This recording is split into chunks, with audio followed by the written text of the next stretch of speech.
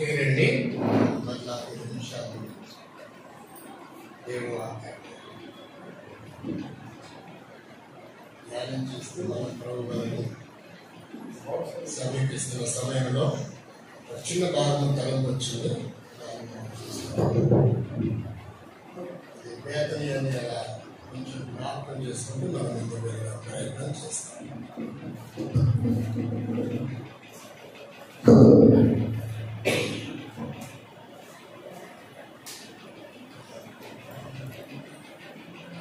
లూకాసు వార్త 10వ అధ్యాయము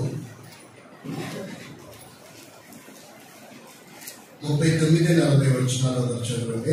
యోహాను సువార్త 11వ అధ్యాయం 1వ వచనం వచ్చారు. మరొకరు మొదటి సమయంలో 15వ అధ్యాయము 3వ వచనం లేక 2-3 చదవండి. ఆమెకు మరియ అనే ఒక సహోదరి ఉండెను.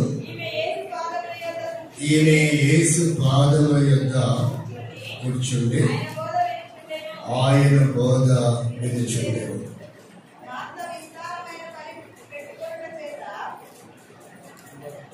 మార్త విస్తారమైన పని పెట్టుకున్న చోట తొందరపడి ఆయన ఎదురుకు వచ్చి, ప్రభువా, నేను ఒంటరిగా పని చేయుచున్నాను, నా సహోదరులను విడిచిపెట్టినందున నీకు చింత లేదా? 2వ భాగం యోహాను సువార్త 11వ అధ్యాయము 1వ వచనం 3వ భాగము మొదటి సమయంలో 15 2వ వచనం 3వ వచనం తొమ్మిది చదువుతుంది. మరియా ఆమె సహోదరి అయిన మార్త అను వారి గ్రామమైన బేతనీలో ఉన్న లాజరు ఒకడు రోగి ఆయను. ఈ లాజరు ప్రభువునకు అత్తరు పూసి తల వెంట్రుకలతో ఆయన పాదములు తుడిచిన మరియకు సహోదరుడు. 3వ భాగం చదివిన సైన్యములకు అధిపతి యెహోవా సెలవిచ్చినది ఏమనగా, అమాలేకీయులు ఇశ్రాయేలీయులకు చేసినది నాకు జ్ఞాపకమే. వారు ఐగుప్తులో నుండి రాగానే అమాలేకీయులు వారికి విరోధులే మార్గములు వారి మీదికి వచ్చింది కదా. కాబట్టి నువ్వు పోయి కనికరింపక అమాలేకీయులను హతము చేయొచ్చు. పురుషులనేమి, స్త్రీలనేమి, బాలులనేమి, పసిపిల్లలనేమి, వృద్ధులనేమి, గొర్రెలనేమి, ఒంటరినేమి, గార్ధబవులనేమి అన్నిటినీ హతము చేసి వారికి కలిగినదంతయు బుద్ధిగా పాడు చేసి అమాలేకీయులను నిర్మూలన చేయమని చెప్పాను. ప్రార్థన చేసుకుంటాను. నా స్తుతికి కానుపొందిన తండ్రి, గల దేవ, సర్వశక్తివంతుల సర్వాధికారి తండ్రి, స్తోత్రం. నేను కూడా నా పాప జీవితాన్ని బట్టి ఇవి ఎగుములు మరణములకు నరకానికి పాత్రలు ప్రభావాన్ని ప్రేమించి దాన్ని బట్టి మీ పరలోక వైభవం వదులుకొని వ్యక్తుడిగా, దీనుడిగా, దరిద్రుడిగా ప్రభా మరి రక్త మాంసములు ధరించిన వాడిగా నా పాపం బట్టి కారణమవుతూ వచ్చారు. ఈ సులువు మరణం ద్వారా యజ్ఞం పశువులు కలిగే చేయబడి ఆ రక్తదారులు సమాజంలో ప్రతిజులై తెలియజేసినటువంటి స్తోత్రం. ఆ రక్తదారుల దోషములు కట్టి మీ రాజ్యవారికి చేస్తుంది ప్రేమ కొరకే, మీతో కూర్చొని ఆలోచించింది కొరకే వందనములు నీ స్తుతించి ఆరాధిస్తున్నాను. చదువుతున్న లేఖనం బట్టి నీ చేతిని అర్పిస్తున్నాను. మాతో మాట్లాడి యోగ్యమైన రీతిలో సరి చేయబడి వాళ్ళు పాల్పొంపల పొందడానికి సిద్ధపరచున్నాను. యేసుక్రీస్తు దివ్య నామములో స్తుతించి ప్రార్థిస్తున్నాం తండ్రి, ఆమేన్. బేతనీయ అనుభవం ఏంటి అని మనం ఆలోచిస్తే, రాననుకోండి ఎప్పుడైనా వస్తే ఆ బేతనీయాలో ఉన్న అనుభవాలు జ్ఞాపకం చేస్తాం. రాననుకోండి ఒకవేళ వస్తాయి కాసేపు ఆగితే క్లాస్ అనేది తింటున్నారనిపిస్తుంది. సరే, ఎటుకెళ్ళకు ప్రభువును ప్రేరేపించిన తన పేరు మీ అందరికీ విదితమే. ఈ లూకా సువార్త 10వ అధ్యాయము 39వ వచనాన్ని చదివించినప్పుడు ఇది ఎప్పుడో నేను సండే స్కూల్లో నుంచి వింటూ వచ్చినదే అని అనిపించవచ్చు. మంచిగా దేవుని స్తోత్రం. కానీ ప్రభు నా హృదయం ఇచ్చిన తలంపు బైబిల్లో చాలా మంది చరిత్రలు ఉన్నాయి, కానీ చాలా వేదనతో దుఃఖంతో చెప్పే మాట ఏంటంటే, ప్రస్తుతం మన సహవాసంలో స్పెషల్ స్పీకర్ ఉద్యోగము వ్యాపారం చేస్తూ పీజీ పిహెచ్డీ చేస్తున్న వ్యక్తులేమి నాకు అర్థమవుతుంది. కారణం ఏంటో నాకు తెలియదు, కానీ నన్ను అడగబోతుంది. మంత్రాలు రాష్ట్రపతి ద్రౌపది ముర్ము చదువుతుందా లేకుంటే పూజారి చదువుతారా? ఇక్కడ వేరేలాగా అనిపిస్తుంది. చాలాసార్లు అది చాలా దుఃఖంతో ఉంటుంది నాకు. సేవకుడు ఎందుకు స్పెషల్ స్పీకర్గా పిలవరు? ఒకవేళ అలా క్వశ్చన్ వేస్తే మీరు కూడా తిరిగి క్వశ్చన్ వేయడానికి రెడీగా ఉన్నారు. సేవకుడి దగ్గర సబ్జెక్ట్ ఉండదు కాబట్టి మేము స్పీకర్గా విశ్వాసాలని, ఉద్యోగస్తులని, వ్యాపారస్తులని, డాక్టర్లని, ఇంజనీర్లని, టీచర్లు, లెక్చరర్లు, ప్రొఫెసర్స్ పిలుస్తామంటే చెప్తారు. నాకు కొంచెం సిగ్గు అనిపిస్తుంది. ఎందుకంటే భార్య, పిల్లలు, కుటుంబ జీవితం, ఉద్యోగము, పై అధికారులు, కొలీగ్స్, స్టాఫ్ ఎంతో బాధ్యతలుండి అంతగా ధ్యానం చేసి స్పెషల్ స్పీకర్గా వాడగలుగుతున్నప్పుడు అదే పని కోసమే అన్ని వదిలిపెట్టుకొని వచ్చిన సేవకుడి దగ్గర వర్తమానం లేకపోవడం నేను విచారణకరమైన విషయం. ఇది బహు దౌర్భాగ్యకరమైన విషయం. ఈరోజు ప్రజలు తప్పు నేర్చుకోవడానికి, తప్పు వినడానికి కారణం ఏంటి అంటే, ఉపాధ్యాయుడికి ఏబీసీలు రాకపోతే విద్యార్థికి ఏం నేర్పగలదు అలా అనిపిస్తుంది. ఒక ఉదాహరణ చూడండి. అది చదవడానికి ముందు ఒక 2 క్వశ్చన్లు వేసుకుంటే బాగుంటుంది అనిపిస్తుంది. అంటే మనకు బ్యాప్టిస్ట్, లూథరన్, సిఎస్ఐ కాదు కాబట్టి కిడ్స్ ఉండదు. కాబట్టి మీరందరూ వక్తలు, విఘ్నులు కనుక మీకు బాగా ఈజీగా తెలిసి ఉంటుంది. ఏదైనా 1-2 నేర్చుకొని మా దగ్గర మరలా నేను వాడుకుంటే బాగుంటుందన్న అభిప్రాయంతోనే ఈ క్వశ్చన్ వేస్తున్నా. దేవుడు ఆదాము అవ్వని సృష్టించిన తర్వాత వారిని ఎక్కడ ఉంచారు? మొదటి ప్రశ్న. చేతులు ఎత్తండి. ఏదేని తోట అన్నవారు మాత్రమే. కొంతమంది శబ్దాలు ఎక్కువ వినపడినాయి. చేతులు ఎత్తునంటే బాబుకి మొరటోడి ఆడబట్టుకు వచ్చారు, ఏం చెప్తున్నా అర్థం కాలేదనిపిస్తుంది కదా. రైట్, తప్పులో కాలేశారు అంటే ఇంతకాలం తప్పుడే బోధించారు కనుక మీ తప్పు కాదు. తప్పు బోధించారు కనుక మీరు అదే నేర్చుకున్నారు. ఇప్పుడు చూద్దామా ఒప్పేంటో. ఆదికాండం 2వ అధ్యాయము 8వ వచనం చదవండి. ఎవరు కన్ఫ్యూజ్ అవ్వద్దండి, బహు స్పష్టంగా చదవండి, గ్రహించండి. దేవుడైన యెహోవా తూర్పున ఏదేనులో ఒక తోట వేశాడు. ఏదేను మొత్తం తోట కాదు. బేతనీ అనేది చెంచుపేటలో ఉంది కానీ తెనాలిలో లేదు. తెనాలంతా బేతనే కాదు. అలాగని చెంచుపేట మొత్తం బేతనే కూడా కాదు. ఇది ఎంత నగ్న సత్యమో.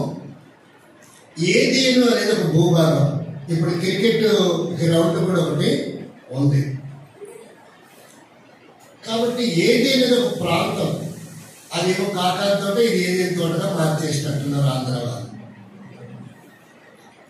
ఏదేను అనేది ఒక తోట కాదండి, ఏదేను అనేది ఒక భూభాగము. అందులో ఒక తోట వేసాడు దేవుడు ఎక్స్పెషల్లీ. మిగతావన్నీ కూడా భూమి మొలిపించును కాకంటే మొలిచాడు. కానీ ఈ తోట మాత్రం ఆదాము అవ్వని అక్కడ ఉంచడానికి ఎక్స్పెషల్లీ ప్రత్యేకంగా దేవుడు వేసినట్టుగా మనకు ఈ వాక్యం ద్వారా అర్థమవుతూ ఉంది. మీరు గ్రహించగలరా నాకు అనిపిస్తుంది. కానీ అది ఏం కాదు,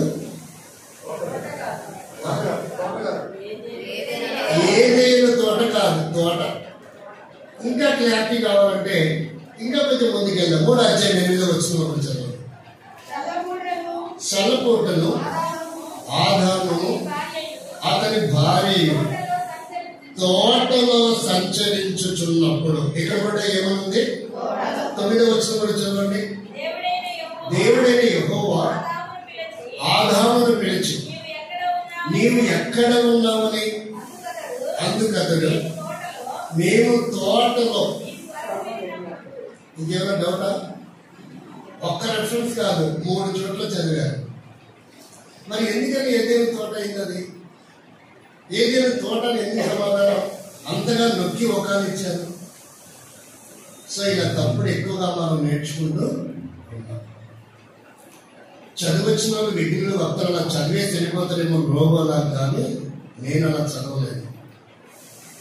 10 సంవత్సరాలు ఉపవాసం ఉంది, 10 ఏళ్ళు నేను ధ్యానం చేసిన తర్వాత బయటకు వచ్చాను. నాకు వేరే ఉద్యోగం లేదు. మా తల్లిదండ్రులు స్కూల్కి పంపించాడు, కానీ ఆ వయసులో దేవుడు ఎవరు అనే ప్రశ్నతో సత్యాన్వేషణ ద్వారా నేను చదువుకోలేకపోయాను. అంతే తేడా. బైబిల్లో పిహెచ్డి చేసిన వాడిని నిల్చోబెట్టండి, నన్ను నిల్చోబెట్టండి, టాస్క్ ఇవ్వండి, అప్పుడు అదే అంశం అతనికి ఇవ్వండి, అదే అంశం నాకు ఇవ్వండి. ముందు నాకు ఇవ్వండి, తర్వాత అదే అంశం పిహెచ్డి చేసిన వ్యక్తి కూడా ఇవ్వండి. నరాలు తెగాలి. పిహెచ్డి చేసిన వాడిని వెన్నులో వణుకుంటాలి. నేను ఆ టైప్ కాదండి. నేనే టైప్ అనేది ఒకసారి చూస్తారా? నెహెమ్యా గ్రంథం 8:8 ఇలా ఉండాలనుకుంటున్నాం. నెహెమ్యా గ్రంథం 8:8 ఇటీవలనే వారి దేవుని గ్రంథమును స్పష్టముగా గుర్తుపెట్టుకోండి, స్పష్టముగా చదివి వినిపించి జనులు బాగుగా గ్రహించినట్లు. అంటే ఇది మర్మం. ఏదేని తోటగా అనడానికి కారణం ఏంటంటే, ఇంతకు ముందున్నటువంటి భక్తులు, విఘ్నులు, స్పీకర్స్, వర్తమానికులు ఎవరైతే వచ్చారో వారందరూ కూడా ఈ వాక్యం దగ్గరకు వచ్చి చూసినప్పుడు ఏమర్థం అవుతుంది? వారు బాగుగా అనాలా? నేనైతే అన్న వాక్యం అయితే నేరం అవుతుంది. బాగుగా స్పష్టంగా చదివారా లేదా, వారు బాగుగా గ్రహించినట్టు అర్థం చెప్పారా లేదనేది నన్ను అడగబోతుంది. ఆ వాక్యాన్ని అడుగుతూ వాళ్ళు చెప్పారా లేదో మీకు అర్థమైంది. కాబట్టి మీరందరూ విఐపీలు, మీ అమూల్యమైన సమయం వృధా చేయడం నాకు ఇష్టం ఉండదు. చాలా భయముతో వణుకుతో మీ ముందు నిలబడ్డా. చాలా మంది అనుకుంటారు, నిలబడిన వ్యక్తి మేము పెద్ద వక్తలం అనుకుంటారు. కూర్చున్న వాళ్ళు లెఫ్ట్ అండ్ రైట్ ఇస్తే సరిపోతుంది, వాళ్ళకి ఏం తెలుసు అనుకుంటారు. లేదండి, నేను అనుకున్నట్ల నిలబడిన వ్యక్తి 10 వర్తమానాలు వస్తాయి, కూర్చున్న వ్యక్తి కొన్ని వేల వర్తమానాలు వచ్చి ఉంటాయి. కాకపోతే ఇక్కడ నిలబడి చెప్పే అవకాశం రాలేదు, అంతే. ఇది నా అభిప్రాయం. కాబట్టి మీరు ఈ శరీరం సహకరించిపోయిన ఎన్నో పనులు, బాధ్యతలు కూడా దేవుడి సన్నిధికి వచ్చారు. క్రొత్తది ఏదైనా నేర్చుకుంటే బాగుంటుంది కదా అని. కాబట్టి మీ సమయం వృధా చేయడం నాకు ఇష్టం. తుతు మంత్రం, తుమ్మాకు మంత్రం లాగా రోజు వాడక పదాలు చెప్పేసి ఆమె అనడం నాకు సరిపోదు. కాబట్టి నన్ను ఎవరైనా స్పీకర్గా పిలిస్తే మా మందిరంలో అసలు పాటలు పాడడం, ఆఫరింగ్ అప్పుడు పాట పాడతాం. మోకరించి ప్రార్థన చేసినప్పుడు ఒక్కరు కూడా ఉండరు. ఆమె అంటే స్థలం ఉండదు కాదు. ఇంకెందుకు పాటలు? తిమ్మోదగ్గర నన్ను ట్రాన్స్ఫర్ చేసినప్పుడు అక్కడ 15 సంవత్సరాల సేవకు లేదు. అందువల్ల వాళ్ళకి వర్తమానం చెప్పేవాళ్ళు లేక ఇప్పుడు పాట పాడితే తంతం అన్నట్టుంటారు వాళ్ళు. ఎందుకండి టైం అంతా వేస్ట్ చేస్తారు? అందరూ వచ్చారుగా, ఇది ప్రశ్న చెప్పండి. ఆఫీస్ కోసం 1-2 పాటలు పాడతాం అవసరం తప్ప. ఎక్కడ పాట పాడవు. మరి ఎలా చేస్తారంటే ఏదో బైబిల్ పనులు పాడతాం, అంతే సింపుల్గా. అంటే అమూల్యమైన సమయాన్ని వర్తమానం కొరకే వారు కేటాయించుకోవడానికి ఇష్టపడ్డారు సంఘం. నేను కాదు, లేదు. 9కి ప్రారంభిస్తే 1:30 ముగిస్తాం. అంటే 3 వర్తమానాలు చెప్పాలి వాళ్ళకు. వర్తమానం గంట కంటే తగ్గితే ఒప్పుకోరు అసలు. ఏ పదాలు సరిగా ప్రిపేర్ అవ్వలేదా అని క్వశ్చన్ కూడా చేస్తారు. మీరు రోజు బాస్మతి మటన్ బిర్యానీ తిని తిని అలవాటు అయింది కాబట్టి నేను వచ్చి పచ్చడి పెట్టుకు పెడితే ఏం తింటారు, నల్లగారు ఎవరు మీరేమంటారు? అట్లా అయిపోయింది మీ పరిస్థితి కదా. సరే రైట్, మనం ఇక్కడ గమనిస్తాము. ఈరోజు నాకు ఇచ్చిన దేవుడు తలంపు ఏంటంటే, అసలు ఈ అమాలేకీయులు ఎవరు, వాళ్ళని ఎందుకు నిర్మూలన చేయాలి? ఇది మొత్తం మనం తెచ్చుడు బైబిల్ దేవుడు అల్ఖైదా లాంటి వాడు అందరినీ నిర్మూలన చేయమన్నాడు, పిల్లల్ని, స్త్రీలని, జంతువుల్ని, పక్షుల్ని కూడా సైతం. కాబట్టి అందుకని బైబిల్ బ్యాన్ చేయాలి కదా అని మూర్ఖులు లేకపోలేదు. అక్షరాన్ని కాదు చూడాల్సింది, అందులో ఉన్న భావాన్ని మనం ఏం చేయాలా, పరిశీలించాలి. అదే బైబిల్. బైబిల్ భౌతిక సంబంధమైనది కాదు, ఇది ఆత్మ సంబంధమైనది. దీన్ని ఎలా చూడాలి? ఆత్మ సంబంధంగానే చూడాలి. ఒక్కోసారి ఉపద్ఘాతమే గంటన్నర పడుతుంది, 15 నిమిషాలు మాత్రం మెసేజ్ చెప్తారు. ఎందుకు ఈమె ఏం చేసిందంటే, ఆయన బోధ వింటుంది. మన భాషలో చెప్పండి, ఆయన మాటలు వింటుంది. అంటే బేతనియాలో ఉన్న వాళ్ళు దేవుని వాక్యాన్ని వినాలి, లేక దేవుని మాట వినాలి. ఎక్కడ ఉందంటే ఆమె ఇల్లు బేతనియాలో ఉంది. బేతనియాకు వచ్చేవారు మనం చెత్త చెదరం సోది వినకూడదు, దేవుని వాక్యం బెరియా సంఘంలాగా ఉందా లేదా అని పరిశీలన చేయాలి. దేవుని మాటని మాత్రమే వినాలి. నా సమయం అయిపోయి నేను ముగించమంటే ముగిస్తా. గ్రేస్ పీరియడ్ ఇస్తారా?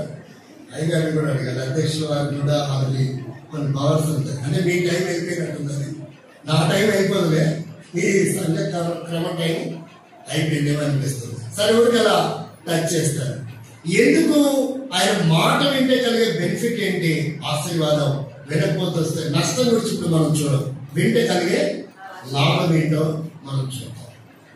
ఇక్కడ చూడండి, మనం చదువుకున్న 15వ అధ్యాయంలో ఇక్కడ 15వ మొదటి సమూయేలు గ్రంథం అనే పుస్తకంలో మొట్టమొదట సైన్యములకు అధిపతి యెహోవా అనే పదం ఈ పుస్తకం నుంచి ప్రారంభమవుతుంది. 281 పర్యాయము రాయబడింది బైబిల్లో. సైన్యములకు అధిపతి అయిన యెహోవా అనే పదం మనకు మొట్టమొదట ఈ మొదటి సమూయేలు గ్రంథం నుండే ప్రారంభమవుతుంది. ఇక్కడ మనం చూస్తే, ఇక్కడ అన్నిటినీ లేకుండా నిర్మూలన చేయమని దేవుడు ఆజ్ఞాపిస్తున్నాడు. అది చేస్తే మనకు ఆశీర్వాదం, చేయకపోతే నా నోటితో పలకం లేదు, ఇంకా అది మీరే ఉచ్చరించుకోండి. కానీ ఇంతకీ ఏం చేయమన్నాడు అంటే, నిర్మూలన చేయమన్నాడు. అంటే నా మాట వినండి అన్నాడు. కానీ ఇదే అధ్యాయంలో సౌలు ఏం చేయలేదంటే, మొదటి రాజు దేవుని మాట వినలేదు. అందుకే 22వ వచనం ఒకసారి ఊరికలా చదవండి. అందుకు సమూయేలు తాను సెలవిచ్చిన ఆజ్ఞను ఒకడు గైకొనుట వలన యెహోవా సంతోషించున్నట్లు దహన బలులను అర్పించుట వలన ఆయన సంతోషించున. ఆలోచించుము, బలులు అర్పించుట కంటే మాటలు గైకొనుటయు, గొర్రెల క్రొవ్వు అర్పించుట కంటే మాట వినుటయు శ్రేష్టము. కాబట్టి ఇప్పుడు ఆయన మాటలను ఎవరు వింటున్నారు? బేతనియాలో ఉన్న ఒక వ్యక్తి వింటుంది. మనం వినేవారిగా ఉన్నామా? అంటే మార్త పని కూడా అవసరమే, అట్ సేమ్ టైం మరియ పని కూడా అవసరం. మనం 2 పనులు చేయాలి, ఒకటే చేస్తే అంటే కష్టం. కాబట్టి దేవుని మాట వినకపోవడం వల్ల మన జీవితంలో 2025 కూడా ఎన్ని ఇంకా నష్టాలు. సంవత్సరం మాత్రమే కొత్తదండి చాలా మంది జీవితాల్లో, కానీ జీవితంలో ఉన్న సమస్యలన్నీ పాతగా అనిపిస్తుంది. సంవత్సరం మాత్రమే కొత్తది.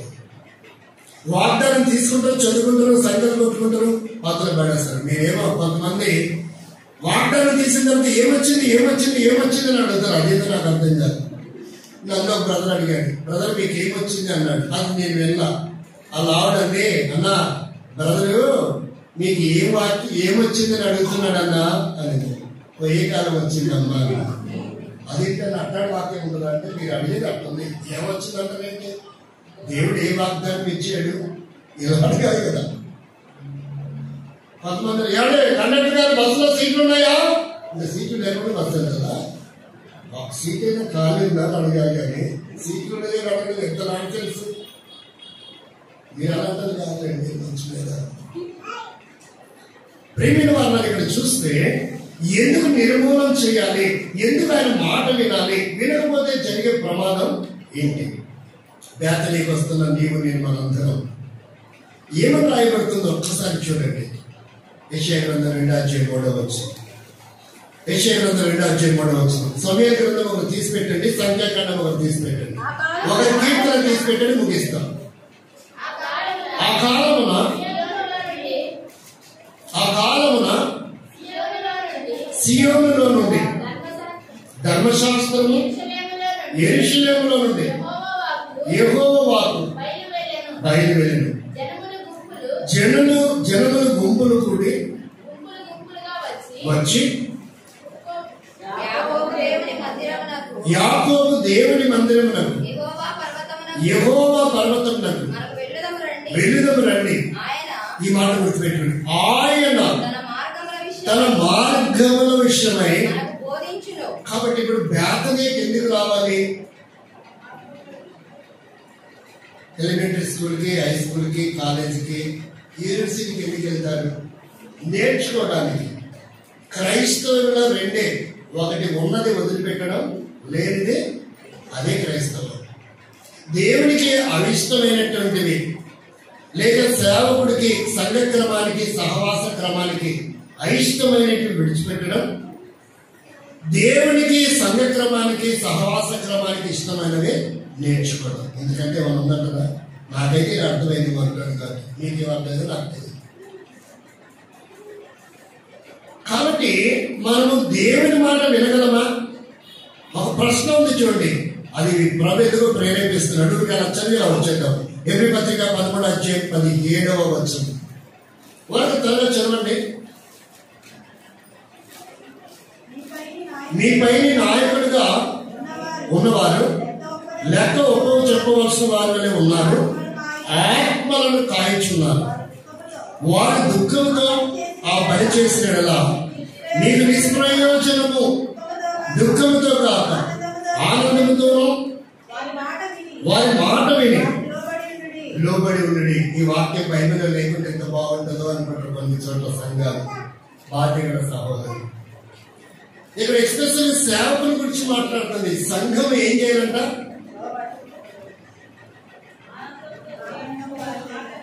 ఇక్కడ ఏమని చెప్తుందంటే, దుఃఖంతో కనుక వాళ్ళు సేవ చేస్తే సేవకుడు సంఘంలో, అది సంఘానికి ఏమవుతుందంట? నిష్ప్రయోజనం అవుతుంది. అంటే వారు ఏ ఆత్మీయంగా ఎదగలేరు. వారు ఎక్కడుంటారో అక్కడే ఉంటారు. నీకు స్తోత్రం, నాకు ఆత్రం. ఆమె పరలోక ప్రార్థన తెలుసు కానీ భూలోక ప్రార్థన తెలియదు వాళ్ళకి. పరలోక ప్రార్థనని మా రుణస్థులను మేము క్షమించిన ప్రకారంగా, అది వర్ణించడానికి కాల్సమా, అది అనుకరించడానికి. ఎప్పుడు క్షమించావు నీ రుణస్థులని? దేవుడు నీ రుణాన్ని క్షమించడానికి.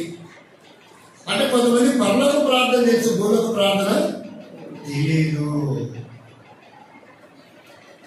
అది ఉచ్చరించడానికి కాదు దేవుడు చెప్పింది, అది మన జీవితంలో క్రియాశీలకంగా ఉండాలి. దేవుని మాట ఎలా వింటాం? కనబడే సేవకుడి మాటనే వినట్లేదు. ఇక్కడ కనబడే సేవకుడి మాటని వినం, కనబడే పెద్దల మాటని వినం. ఇక్కడ మనం త్రిత్వాన్ని చూడాలి. ఒకటి సేవకుడి మాట వినాలి, రెండవది పెద్దల మాట వినాలి, మూడవది సంఘానికి ఒక క్రమం ఉంది, సహవాసానికి కూడా ఒక క్రమం ఉంది. ఇవి మనం వినకపోతే ఆలోచన చేయండి. నేను మనిషిని కాదు అంటే ఇక ఏది అనుకోవాల్సి వస్తుంది. 7 ఖండములలో ఏ ఖండానికి చెందిన వ్యక్తిగా ఉండలేము. కానీ బేతనీయకు వస్తున్న నా జీవితంలో ఎన్నో సంవత్సరాలు, 10, 15, 20, 30, 40, 50 మంచిగా దేవుని స్తోత్రం చెప్పుకోవడానికి సర్వీస్ ఉంది. కానీ ఆత్మీయమైన జీవితంలో సరికెంత చెప్పుకోవడానికి మనకు సీనియారిటీ ఉంది. ఇన్నేళ్ళ నుంచి వస్తున్నా మంచిదే, కానీ దేవుడి కొరకే ఎంత సిన్సియర్ గా మన జీవితం ఉంది. ఇది మనం ఈరోజు ప్రభు బలలో పాల్పొందులు పొందుతున్నప్పుడు మనం వేసుకోవాల్సిన ప్రశ్న. ఏమిదిగా నేను నా జీవితంలో బూతులు మారాయా? కోపము, ఆవేశము, అసూయ, ద్వేషము, కుళ్ళు కుతంత్రాలు ఏమైనా మారాయా? అలాగే ఉన్నాయి. అలాగే ఉండి కూడా సాహసించి ప్రభువులను మనం చేయవేస్తున్నాం. అందుకే రోగము, బలహీనతలు శరీరాన్ని విడిచిపెడుతున్నాం. దేవుడి మందిరానికి క్రమంలో మనం డబ్బు ఇవ్వలేము. మన డబ్బంతా వైద్యశాల వాడు ఆక్రమించుకుంటాడు. వాడు నెట్టిందని వసూలు చేసుకుంటాడు. చచ్చిపోయిన శవం ఉందంటే డబ్బులు కట్టి శవాన్ని తీసుకెళ్ళి అంటున్నాడు. తప్పదు. ఈడ దాచుకుంటాం, ఈడ దొంగిలిస్తాం దేవుడి డబ్బు, ఆడు మాత్రం ఇచ్చేసి వస్తాం. అసలు లిస్టులో చూస్తే ఎక్కువ క్రైస్తవుల పేర్లే ఉంటాయి హాస్పిటల్స్. మనదేంటో నాకు అర్థం. నేను ఎప్పుడు హాస్పిటల్కి వెళ్ళలేదు, ఎందుకంటే నేనే డాక్టర్ని. నేను ఒక చోట ట్రైనింగ్ చేశాను. ఆ డాక్టర్ ఎవరో తెలుసా? మీ చేతిలో ఉన్న గ్రంథం ఉంది. ఏజ్కేల్ గ్రంథం 47వ అధ్యాయం 12వ వచనం. ఏజ్కేల్ గ్రంథం 47వ అధ్యాయం. నదీ తీరమున ఇరుపక్కల ఆహారం ఇచ్చు సకల జాతి వృక్షములు పెరుగును, వాటి ఆకులు వాడిపోవు, వాటి కాయలు ఎప్పటికీ రాలు. ఈ నది నీరు పరిశుద్ధ స్థలం నుండి పారుచున్నది కనుక ఆ చెట్లు నెల నెలకు కాపు కాయను, వాటి పండ్లు ఆహారములకు, వాటి ఆకులు ఔషధము. ఈ తెలుగులో ఔషధం రాయబడింది. ఔషధం అంటే వ్యాక్సిన్ అని అర్థం. ఆంగ్లంలో చూస్తే మెడిసిన్ అని రాయబడింది. ఆయుర్వేదం సిద్ధ గురువుని కనిపెట్టలేదండి, బైబిల్ కనిపెట్టింది. క్రీస్తు పూర్వం దాదాపుగా 600 సంవత్సరాల క్రితం ఈ బైబిల్ ఈ వాక్యం రాయబడింది. చరకుడు కనిపెట్టాడు వైద్యము, ఆయుర్వేదం అంటారు.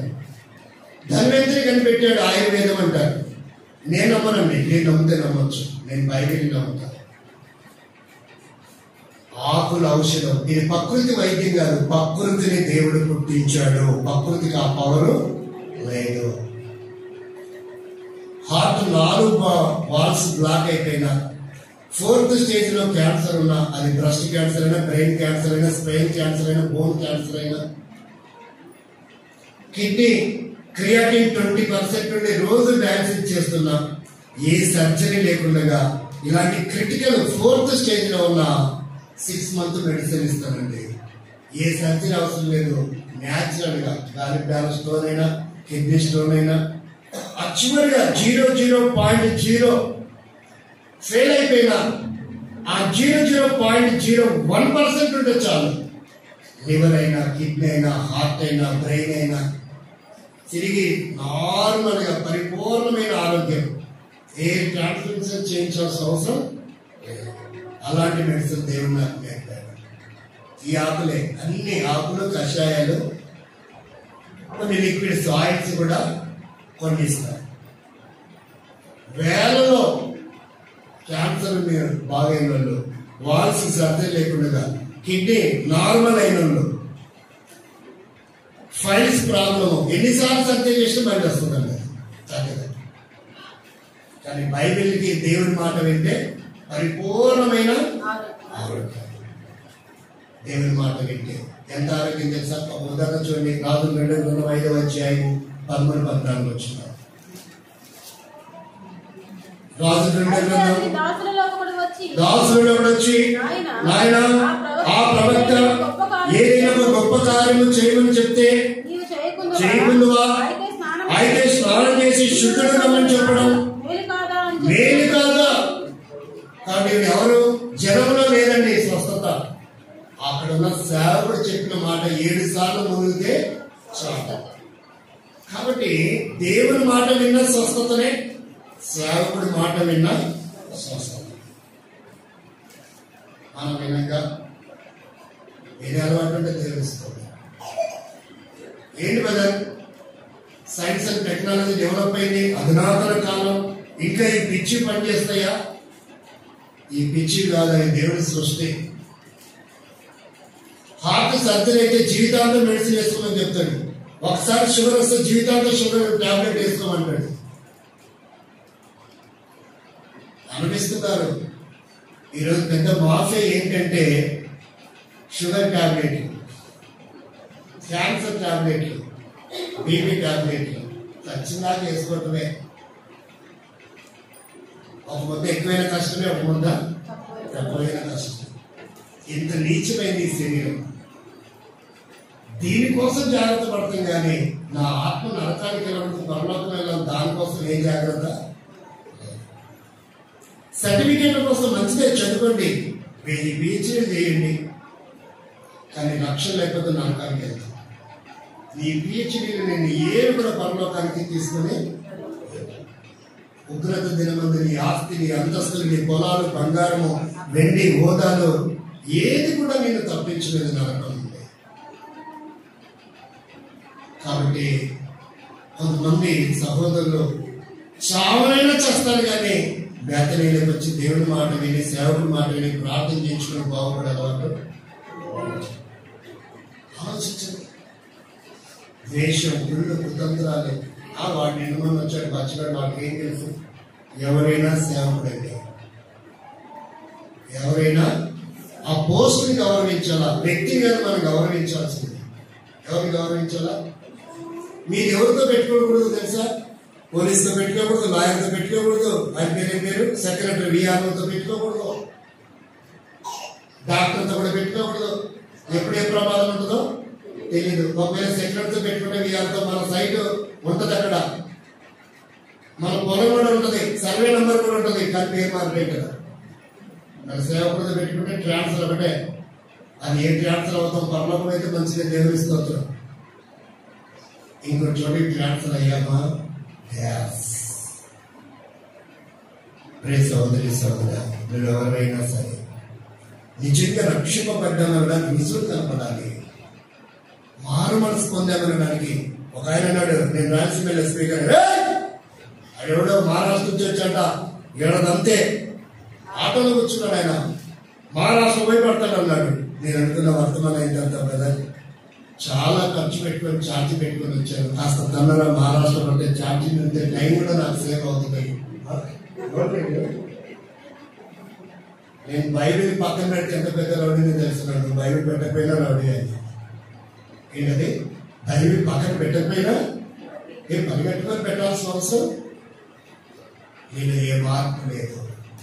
35 సంవత్సరాలు ఏదంటే బాప్తిసం తీసుకొని, కానీ ఏమంటాడు, నేను బైబిల్ పక్కన పెడితే నా అంత రౌడీ, నువ్వు బైబిల్ పక్కన పెట్టకపోయినా నువ్వు తమ రౌడీ, నాకు అర్థమైంది సార్ అన్నాడు. అంటే క్రియాశీలతకు ఉన్నాయి, మారలేదు. అలాంటి జీవితంలో ఎలా పనులు చేస్తారు? దేవుని మాట వినకుండా సౌలులాగా సాహసించకండి, దేవుని మాటకు లోబడతాం. బేతనీయకు వస్తున్నాం మనం. బేతనీయలో కొన్ని ఆత్మీయమైన అనుభవాలు, ఇక్కడ ఆశీర్వాదాలు ఉన్నాయి. బేతనీయ 24 లూకాలో 50 వచ్చిన వారు బేతనీయ దగ్గర తీసుకొచ్చి తీశాడు, ఆశీర్వదించాడు. ఆశీర్వాదానికి బదులు శాపాలు ఎందుకు కొని తెచ్చుకుంటున్నారు? మాట వింటే ఆశీర్వాదం, వినకపోతే ఏది కావాలో తీర్మానం చేస్తారు. ఇంతకీ వీళ్ళని ఎందుకు నిర్మూలన చేయమన్నాడో ఊరికి 4 వచనాలు చదవండి. నాకు చెప్పాను కదా, 2వ వచనం మొదటి సమయంలో 15వ అధ్యాయం 2వ వచనం చదవండి. ద్వితీయోపదేశకాండం 25:18, 17వ వచనం నుండి 18, 19వ వచనం నుండి, సంఖ్యాకాండం 24, 20 వచనం చదవండి. 5 నిమిషాలు ముగించడానికి ప్లాన్ చేస్తాం, మీరు చదివేస్తే. ఒకటి, సైన్యముల అధిపతి యెహోవా సెలవిచ్చింది ఏమంటే, అమాలేకీయులు ఇశ్రాయేలుకు చేసినది నాకు జ్ఞాపకమే. ఐగుప్తులో నుండి రాగానే అమాలేకీయులు విరోధులయ్యారు. కాబట్టి ఇశ్రాయేలీయులకు వారు ఏమయ్యారంట? అమాలేకీయులు విరోధులు. సేవకుడికి, పెద్దలకి, సంఘానికి, క్రమానికి, బెరాకైనా జబ్రోనికైనా విరోధమైన ఆలోచనలు ఉన్నాయంటే నీ పేరు ఏదైనా నువ్వు అమాలేకీయుడవే, నువ్వు అమాలేకీయురాలవే. అంటే వాళ్ళలో చేస్తున్నప్పుడు అమాలేకుని చంపదు భౌతికంగా, మనలో ఉన్న అమాలేకి స్వభావాన్ని నిర్వీర్యం చేసుకోవాలి. ఆ స్వభావాన్ని నిర్మూలన చేయాలి మనం. ఇందులోకి ఎలా అర్థమైతే వీళ్ళందరూ చంపమన్నాడు కదా అంటుంది, అది కాదు మనం అర్థం చేసుకోవచ్చు. బైబిల్ ఆత్మీయంగా చూడాలి. ఆ స్వభావము ఇంకా నీలో ఉంటే ఈ 2025లో కూడా ప్రభువులను సమీపిస్తున్న ఈ 2వ ప్రభుత్వం కూడా ఇలాంటి విరోధమైన స్వభావం, అది అమాలేకుల స్వభావం, దాన్ని నువ్వు చంపుకోవాలి. దేవుని వాక్యం ఏంటే అది చంపబడుతుంది. దేవుని మాటకి చోటిస్తే అది చంపబడుతుంది. సంఘ క్రమానికి, సేవకుడికి, సహవాసానికి నువ్వు లోబడితే అది చంపబడుతుంది. లేదంటే అది ఎప్పటికీ చంపబడతాడు. అది ఎప్పటికీ చంపబడతాడు. దేహానికి పడిన మరక ఎప్పుడు ఎన్నిసార్లైనా పోతుంది, కానీ ఆత్మీయ జీవితంలో మరక పడితే నరకానికి వెళ్ళినా పోతుంది. ఇలా తప్పించుకోవడానికి అవకాశమే లేదు. కాబట్టి అలాంటి మరక విరోధమైన స్వభావం అనేది అమాలీకుల స్వభావం, దాన్ని నిర్మూలన చేసుకోవాలి. ఇది మొదటిది. రెండో చూడండి, 17వ వచనం. 25వ అధ్యాయము ద్వితీయోపదేశకాండం 17వ వచనం. మీరు ఐగుప్తులో నుండి వచ్చుచుండగా మార్గమున అమాలేకీయులు నీకు చేసిన దానిని జ్ఞాపకం చేసుకొనుము. అతడు దేవునికి భయపడక, రెండవది ఏంటంటే అమాలేకీయుల స్వభావం దేవుడి భయం లేదు. పిల్లికి, బొద్దికి, నల్లికి, కుక్కకి, పందికి అన్నిటికీ భయపడతారు. పైకి, కొలిక్స్కి, అందరికీ. కానీ ఎవరు భయపడరు? ఎంత విడ్డూరం. అమాలేకీ స్వభావం ఏంటంటే దేవుని భయం లేకుండా విచ్చలవిడిగా పాపపు హేచ్ఛలతో విలయతాండమైన జీవితం, లోకంలో మమేకమైపోయి సంఘంతో, క్రమంతో, సేవకుడితో, పెద్దలతో, సహవాసంతో మమేకమవ్వాల్సిన మన ఆత్మీయ జీవితం లోకపు కార్యకలాపాలతో మమేకమైపోవడం, అది దేవుని భయం లేకపోవడం. ఒక విద్యార్థికి హోంవర్క్ చేయకపోతే పంతులు గారు శిక్షిస్తాడు అనే భయం అంటే వాడు హోంవర్క్ చేయకుండా వెళ్తాడా? అసలు స్కూల్కి వెళ్ళాడు. మమ్మీ నేను హోంవర్క్ చేయలేదు, మా మిస్ కొట్టింది, నేను స్కూల్కి వెళ్ళాను. అర్థమవుతుంది అనుకుంటున్నా? కానీ అందరికీ భయం ఉంది. ఎవరంటే భయం లేదంట? కానీ ఎవరి స్వభావం? ఈ మధ్యాహ్నం ఇంకా దేవుని భయం లేకుండా నేనే అందరినీ భయపెట్టాలనే స్వభావంతో ఉన్నట్లయితే నువ్వు రక్షణ మార్గం పొందావని బైబిల్ ఒప్పుకోవట్లేదు, దేవుని వాక్యం ఒప్పుకోవట్లేదు. అది అమాలేకీ స్వభావమే. మరి అది పోవాలంటే ఏం చేయాలా?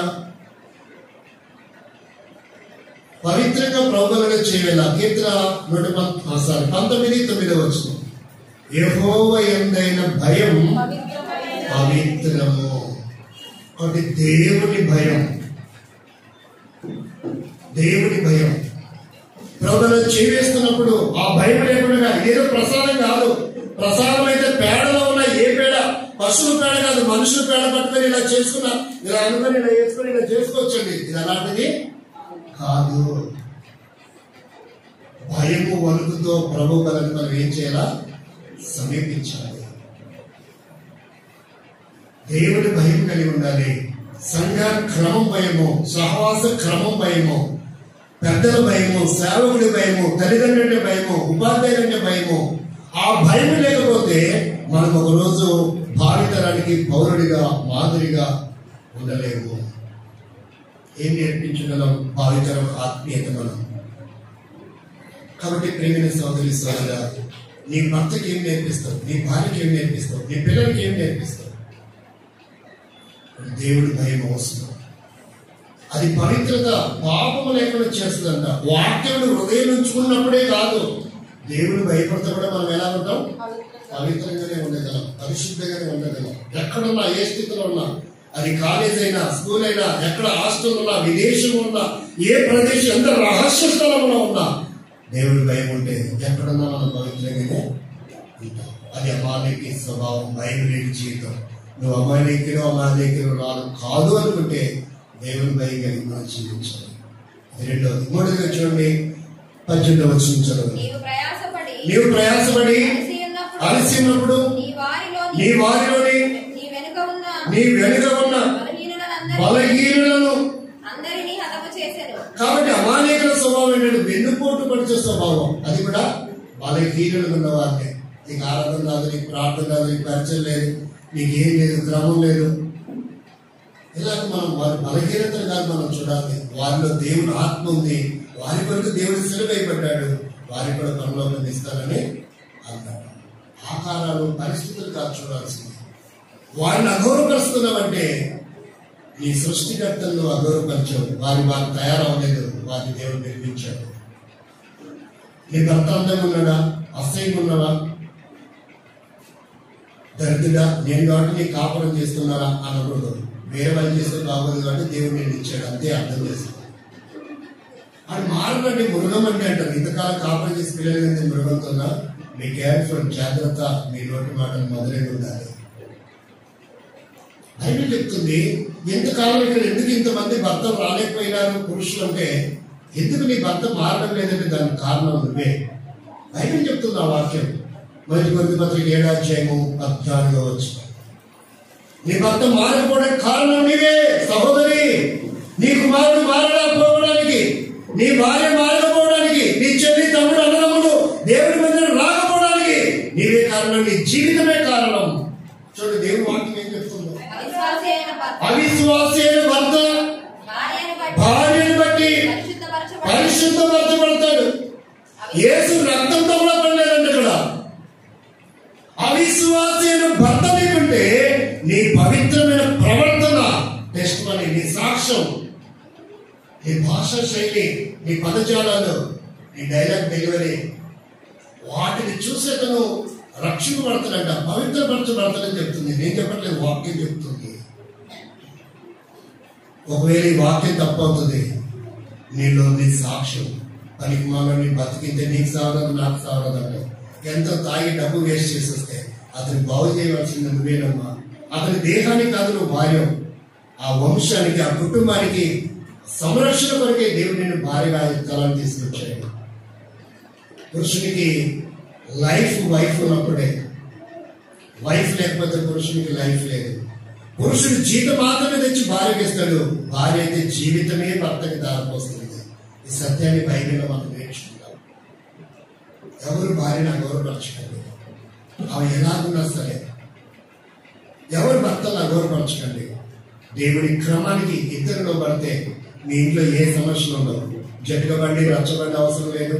కోర్టులు, వైరాగ్యాలు కూడా, పోలీస్ స్టేషన్లు కూడా, మహిళా మండలి కూడా, కౌన్సిలింగ్స్ కూడా అవసరం లేనే లేదు. భార్య భర్త దేవుని వాక్యానికి లోపడితే, భర్త దేవుని వాక్యం లోపడితే, ఈ క్రమంలో విరాజులైతే దేదీప్యమానంగా కలిగి ఆత్మీయమైన జీవితాన్ని కుటుంబ విజయవంతం అవుతుంది. కాబట్టి మాట వినడం లేదు దేవుని మాట. అందుకే నీ భర్త నీకు దూరంగా ఒకే గదిలో ఉంటారు, ఒకే బెడ్ మీద ఉంటారు, ఒకటిగా వండుకొని ఎన్ని వారాలు, రోజులు, సంవత్సరాలు వృధా చేసుకున్నావో సంతోషించుకుండగా, అది సంతోషించడానికి దేవుని చిత్తమది. ప్రియమైన సహోదరి సహోదరు, ఒక్కసారి ఆలోచించి నీ జీవితం ఎంత నష్టపోయావో, ఎంత దేవుని చిత్తానికి, దేవుని మాటకి వ్యతిరేకంగా జీవిస్తూ వచ్చావో, నీ కుటుంబం ఎంత నిర్లక్ష్య పెడుతూ వచ్చావో ఒక్కసారి ఆలోచించు. మారామడ్డ రుజువులు ఉన్నాయా, లేక ఇంకా మానేకి స్వభావం ఉందా? ఒక్కసారి అర్థం చేసుకోండి. రోజు తాగేసి వస్తానుకో, పనికి మాలోడా నీకు సావు రాదనుకోండి. ఒక్కసారి ఆడు మొత్తం దిగిపోవాలంటే ఏం చేయాలి తెలుసా? ఎవరిని రోజు ఇలా తాగేసి వస్తే నీ ఆరోగ్యం ఎలా ఉంటుంది? కొంచెం మాడిఫై చేసి మాట్లాడాలి. నీ కుమార్తె చూడు ఎంత అందంగా ఉండేడో పెళ్ళైనప్పుడు. రోజు అలా చూడాలనుకుంటా, ఇలా తాగి ఆరోగ్యమంతా పాటు చేసుకున్నాం, మజిల్స్ అన్ని పోయినాయి. ఎంత విలువంటేదనండి, మొత్తం దిగిపోతున్నాడు. స్నానాన్ని వేడి పెట్టాను, ఏదో నూతన గుడ్డలు తీసాను, భోజనం వేడి రెడీ చేశాను. ఒకసారి స్నానం చేసుకునండి, భోంచేతులు ఇలా అనేది మొత్తం దిగిపోతాయి. రేపు నుంచి నీ ఎంత ఆనందం వస్తాను. నువ్వు అలా అన్నావుగా, ఏమిటో ఈ మీద ప్రేమ తగ్గిపోయింది నా మీద ఇంతలోకే అంటారు. వాడు కరెక్ట్ టైంకి ఇంటికి రాకుండా కారణం భార్యనేనండి. దాని వేరే నైట్ పగలేసుకొని వెళ్తూ ఉంటుంది. కాస్త చుట్టూ వేసుకుని ఎక్కడ వస్తే అక్కడ ఉంటే చికాకు ఉంటుంది. ఈ దరిద్ర మోహన్ చూడలేదు. బస్ స్టాండ్లో, రైల్వే స్టేషన్లో కాస్త నిలబడితే బాగుంటుంది అనుకుంటుంది. లేట్ రావడానికి అదే కారణం. నీకు తెలియట్లా సంగతి. నువ్వు ఏదో ఉచిత గుడ్డలు వేసుకొని శుభ్రంగా ఉండి, తలదూకొని శుభ్రంగా ఉంటే, అందుకే పాతకాలం ఇల్లు చూసి ఇల్లాన్ని చూడమన్నారు. శుభ్రంగా ఉంటే 4 గంటలకు డ్యూటీ అయిపోతాడుకో, నా 3:40కే బయలుదేరుతాడు. ఎంత సార్ అంటాడు. 9 అయినా 10 అయినా 11 అయినా కొంతమంది భర్తలు ఉంటారు ల్యాప్టాప్ తో, కంప్యూటర్ తో, సెల్ ఫోన్ తో. అదే వాళ్ళ లైఫ్. పిల్లలతో గడపరు, తల్లిదండ్రులు ఏంటో అదొక దరిద్రం. ప్రేమైన వాళ్ళ నీకు ప్లాన్ ఉండాలి. బేక్ చేసుకొని భార్య తెలిసేపు గడపాలి, తల్లిదండ్రులు తెలిసేపు, పిల్లలు తెలిసేపు, దేవుడు తెలిసేపు, దేవుని సన్నిధిలో పరిచయంలో ఇలా ప్లాన్ ఉండాలి నీకు. అన్ని విషయాలు అక్రమం, అమాయకుల స్వభావం. అలా ఉండి పనులే చేయవేస్తావా? దేవుని భయం లేకుండా. రెండవది. మూడవది ఏంటంటే వెన్నుపోటు పొడిచే స్వభావం. ముందు ప్రేమతో ప్రయోజనాలు చెప్పాక తూలనాటం, దూషించడం. ఒక వ్యక్తిలో ఉన్న 99 మంచి లక్షణాలు వదిలిపెట్టి ఒక చిన్నది బలహీనత దాన్ని ఎన్నాడు చేస్తూ ఉంటాడు ప్రపంచం. ఒకసారి సాంబార్ చేసే సిస్టమ్ దగ్గరికి వెళ్ళి చూడండి. నేను నేర్చుకున్న ఒక ఆత్మీయత. ఇంత బాగుంది సోరకాయ సాంబార్ ఎలా కట్ చేసి మొత్తం పడేస్తుంది. చివరికి ఇంత మిగిలింది. ఏంటంటే అంత పడేసరికి కొద్దిగా వేసారండి. అయ్యో బాబా, 4 ముక్కలైన సాంబార్లు ఎవరితో తగ్గుతాయిగా, మరి ఇంకెందుకు పడేసారు? అది వేస్ట్ అయింది. 99% పడేసింది, ఆ 1% సాంబార్లు వేసింది. మనిషి క్యారెక్టర్ 99 గుడ్ క్యారెక్టర్లు ఉంటాయి, అన్ని చేసి ఒక చిన్న బలహీనత భూతలు వేసి ప్రపంచం అంతా చాటిస్తారు. అదే నిన్నుకోటు పడితే స్వభావం. ఆమె ప్రార్థన చేయాలి, ఆమె ఆరాధన చేయాలి, ఆమె ప్రకటించాలి, ఆమె చేయాలి, ఆయన ప్రకటించాలి, ఆయన పాటలు పాడాలా. ఎదుటి వాడి క్యారెక్టర్ మీద పునాదులు డ్యామేజ్ చేసి దాని మీద నువ్వు పునాది వేసుకుంటుంది. నీ తలాంటి ఉంటాడు, దేవుడు నీ ఖచ్చితంగా వాడుకుంటాడు. ఆయన నేను నిర్లక్ష్యం పెట్టేవాడు. ఎదుటి వారిని డ్యామేజ్ చేస్తే నువ్వు ఆ స్థలానికి వెళ్ళొద్దు, దాన్ని ఆక్రమించుకోవద్దు. అది కూడా అక్రమం అవుతుంది. అది కూడా అమాయకుల స్వభావం. మూడవది 4వ చూడండి 19వ వచనం. కాబట్టి నీవు స్వాధీనపరుచుకున్నట్లు నీ దేవుడైన యెహోవా స్వాస్థ్యముగా నీకు ఇచ్చుచున్న దేశంలో చుట్టుపక్కల ఉన్న సమస్త శత్రువులను లేకుండా చేసి నీ దేవుడైన యెహోవా నీకు విశ్రాంతి దయచేసిన తర్వాత ఆకాశము క్రిందనున్న అమాలేకుల పేరు తుడిచివేయవలెను. కాబట్టి ఇది మర్చిపోవద్దు, దాన్ని నిర్వీర్యం చేయాలంట. అది అన్యులు వారితో సహవాసం చేయకూడదు. చూడండి అది ఏం చెప్పాడంటే సంఖ్యాకాండం 24:20 చెప్పాడు. ఒక కీర్తన 106:35 చదవండి. మరియు అతడు అమాలేకుల వైపు చూసి ఉపమాన రీతికి ఇట్లనెను, అమాలేకు వాడెవడట? అన్యుల సంబంధము సహవాసాలు కలిగి ఇంకా మనం బలంలో చేయవేస్తున్నామా? అమాలేకు అంటే వారికున్న లక్షణాలు ఏంటంటే అన్ని ఆచారాలు. ఏం ఆచారాలు అవి? అన్ని ఆచారాలు అంటే వేరుగా తీసుకుపోకండి. అన్ని ఆచారాలలో బలలో చేయవేయడం, అక్కడ వారి కార్యకలాపాలలో చేయవేయడం. అలాగని బంధువులు స్నేహితులు ఎదురుగా ఉంటే వారితో సహవాసం చేయకూడదని కాదు, వారు అర్పించిన వాటిని భుజించకూడదు, వారితో ఏకీభవించకూడదు. దొంగతో కలిసి నేను వెళ్ళాను అనుకోండి, పోలీసులు అనుకుని ఏం చేస్తారు? పట్టుకుంటారు అంతే. అది అన్నిలో స్వభావం ఏంటంటే వారితో స్నేహం ఎక్కువ విశ్వాసులకి. చూడండి అక్కడ రాసిపోయింది కీర్తన 106:35 చూస్తే, అన్యజనులతో సహవాసం చేసి వారి క్రియలను నేర్చుకుని. చాలండి. ఇక్కడ ఏంటంటే మనం ఎవరితో సహవాసం చేయాలా? విశ్వాసులతోనే సహవాసం. అది కూడా అవసరమైతే ఎప్పుడూ సహవాసం వారితోనే సహవాసం ఉంటే ఇంకా మంచిదో. అలాగే మనుషులు దూరం చేసుకోమని చెప్పట్లా. మనుషులతో మమేకం అవ్వండి, వారి ఆశయాలలో మనం ఏకం కాకూడదు. ఇంతకుముందు ఎయిడ్స్ వచ్చినప్పుడు చెప్పారు, కలిసి మాట్లాడవచ్చు, కలిసి భుజించవచ్చు, కలిసి ప్రయాణం చేయొచ్చు, కలిసి పడుకోవచ్చు, కానీ కలిసి కాపురం అంతే. కాబట్టి అమాయకులు అంటే ఈ లోకంలో మనం ఉండాలి. ఈ లోకంలో అందరూ అన్నిలే, అన్ని వస్తువులు అన్నిటి షాపులోనే దొరుకుతాయి, కానీ అన్ని అన్నిలవే. అర్పించే తినకూడదు అన్నారండి, ఆ ఇంట్లో భోజనం చేయకూడదండి. ఎవరు చెప్పాడు? మరి పంట కోసినప్పుడు పూజ చేయరా? పంట ధాన్యం వేసినప్పుడు అన్ని చేసినప్పుడు పూజ చేస్తారు కదా. కాబట్టి వారికి తెలియదు కాబట్టి మనం ప్రార్థన చేస్తాం, తింటాం. భోజనానికి సాగుకోవడానికి కొంతమంది, గ్యాస్ పోవడానికి కొంతమంది. అదేం పేరు? అదేంటంటే పెండకుండా పిచ్చుకుతో తినాలా? ఏదైనా భోజనమే కదండి. కాబట్టి నీకు ఇష్టమైతే వెళ్ళి తిను, లేదైతే మానుకో. అన్ని కార్యక్రమాలకు వెళ్ళి రావచ్చు. నేనైతే మా ఇంట్లో పూజలు కూడా చేయించేవాడు నాతో చిన్నగా ఉన్నప్పుడు, బాప్తిసం తీసుకున్న తర్వాత కూడా. అక్కడ కూర్చొని ప్రభా ఇవి డ్యాన్స్ అయినా అని నేను ప్రార్థన చేసుకునేవాడిని. నాకున్న రూల్స్ అవి. ఒకవేళ నీ భర్త నీ అత్తమామలు ఇబ్బంది పెడితే నీ కొలీగ్స్ మీ ఆఫీసులో ఖచ్చితంగా ఉంటాయి, మరి తప్పదు. అక్కడ ప్రార్థన చేసుకో, దండం పెట్టినట్టు. అది నీ ఆత్మకి తండ్రి దేవుడికి నీకు తెలుసు. వీళ్ళకి ఆకారానికి మాత్రమే అమ్మయ్య మొత్తానికి ఆయనతో దండం పెట్టించావు అనుకుంటాడు. వాడికి పిండం పెట్టామని నేను వాళ్ళకి తెలియదు. అంత ఈజీ ఉండాలి. ప్రార్థన చేసుకోవాలి కూర్చొని, తప్పేంటి? అది ఇలాంటి వివేకము. అందుకే నేను పాముని వివేకంగా జీవించండి అని చెప్పాడు. తనంత వివేకం మరొకటి. వాటి లోకంలో మనం వివేకంగా ఉండాలి. కొట్టుమల్ల చూస్తుంటే కొడితే ఏం చేస్తాం? లాగిలు అమ్మగా కొట్టేస్తాడు. ఇంకోసారి కొట్టు, ఇంకోసారి ఎన్నిసార్లు కొట్టినా అంతే. అసలు నన్ను కొట్టిన ఒకటే, కుక్కను కొట్టిన ఒకటే, దెబ్బకి ఆడ కత్తి గొడ్డలు ఆడ పడేసి ప్రేమిని వాళ్ళ అసలు అర్థం చేసుకోండి. అమ్మాయికి స్వభావం ఈ లక్షణాలు కలిగిన మనం ప్రభువులో చేయలేదు. ఇరుగురు వారి దేవుని మధ్యను రాకపోవడానికి ఒకప్పుడు ఎటువంటి సావాసం అంటే అది పరలోకం అనేవారు. ఇప్పుడు ఇట్లే మంచిది అనుకుంటారు. ఎవరిని బట్టి? మిమ్మల్ని బట్టి నా నామం అనే జనం మధ్యన దూషింపబడుతుంది. కాబట్టి ప్రేమ సోదరి సోదరుల బేతనికి వస్తున్న మనం నీ శత్రువు ఎలాంటి వాళ్ళు ఉన్నా నువ్వేమి చేతులకు అంటించుకోవద్దు.